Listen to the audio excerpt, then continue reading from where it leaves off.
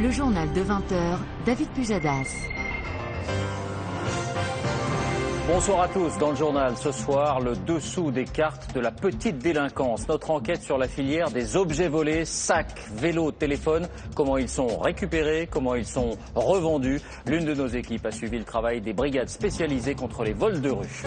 La justice et ce chiffre, la population carcérale atteint un nouveau record en France, 68 859 détenus, une hausse de 2% en un an. Et on en vient à notre enquête sur la face cachée de la petite délinquance. Ces vols sur la voie publique, des sacs de vélos, de téléphones portables qui empoisonnent souvent la vie quotidienne dans les grandes villes. C'est le cas à Marseille et vous allez découvrir en quelque sorte le dessous des cartes. Cette délinquance est beaucoup plus organisée qu'on ne le croit, notamment en ce qui concerne les filières de recel.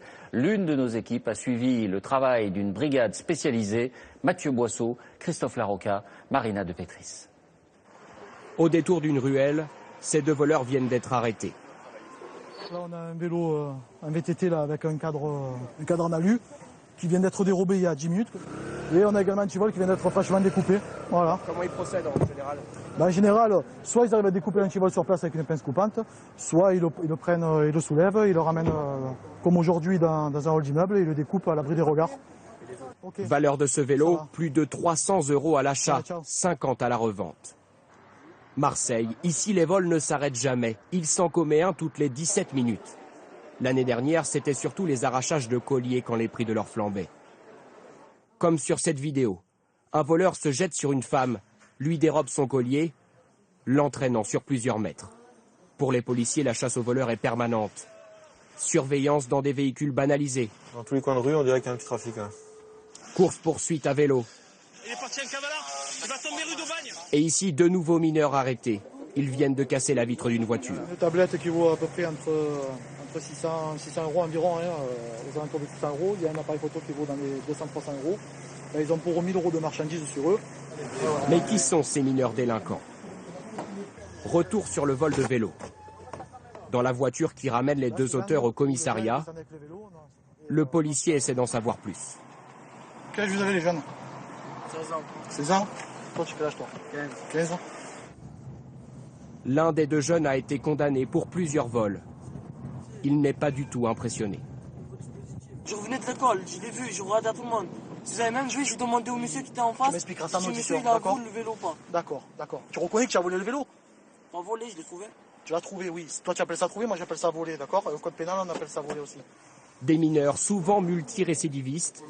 Voilà le profil type de ces voleurs marseillais.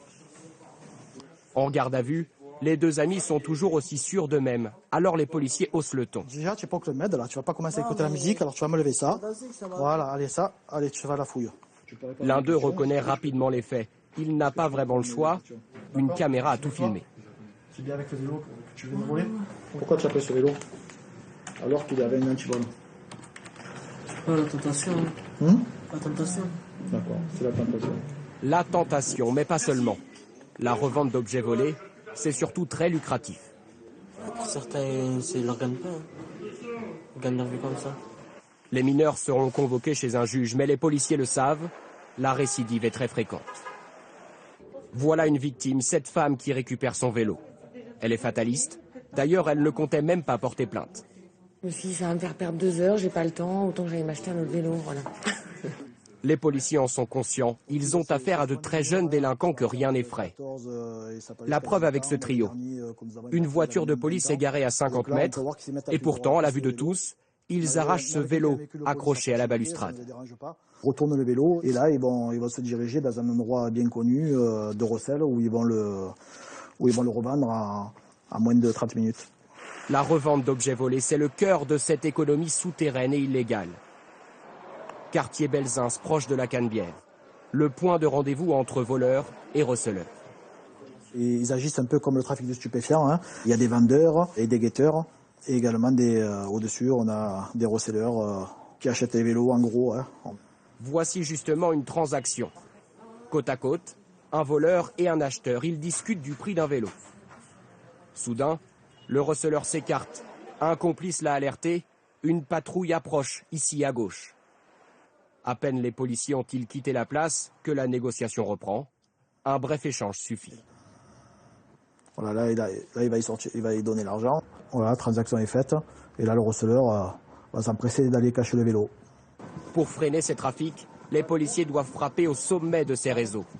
Après un an d'enquête, ils ont repéré 2 commerces dans cette rue, un café et une épicerie. Dès l'ouverture, les policiers débarquent en nombre. Ils savent que derrière les étals, le couple de propriétaires cache des objets volés. La fouille commence. Moi, je l'achète pas, moi. Si, tu achètes. On le sait que tu achètes, j'ai des films. Ça fait des mois qu'on est sur vous. On va tout casser. Hein. On va chercher. Dans ton magasin, ça va être une ruine. Ce petit coffre-fort intéresse les enquêteurs. À l'intérieur, de l'argent liquide. Au total, 6 400 € saisis. 23. Des ordinateurs sont retrouvés dans l'arrière-boutique. 1 heure de perquisition et voici la totalité des marchandises interceptées. Des montres, des chaussures de sport, des ordinateurs, des tablettes et des téléphones, tous destinés au marché noir. Pour les policiers, l'opération est un succès. Un réseau entier vient d'être démantelé. Les voleurs ne volent plus si on ne peut pas leur acheter la marchandise.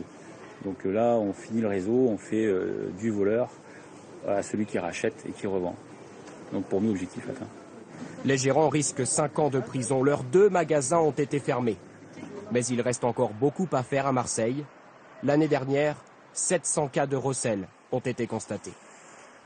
Merci de nous avoir suivis. Vos rendez-vous part en mode d'emploi, la météo Philippe Verdier, puis la grande soirée de l'info, envoyé spécial et complément d'enquête. Demain dès 6h30 Télématin, à 13h Élise Lucet, à 20h Laurent Delahousse. Lundi, à cette même place, vous retrouverez Julien Bugier. Je vous souhaite une très belle soirée.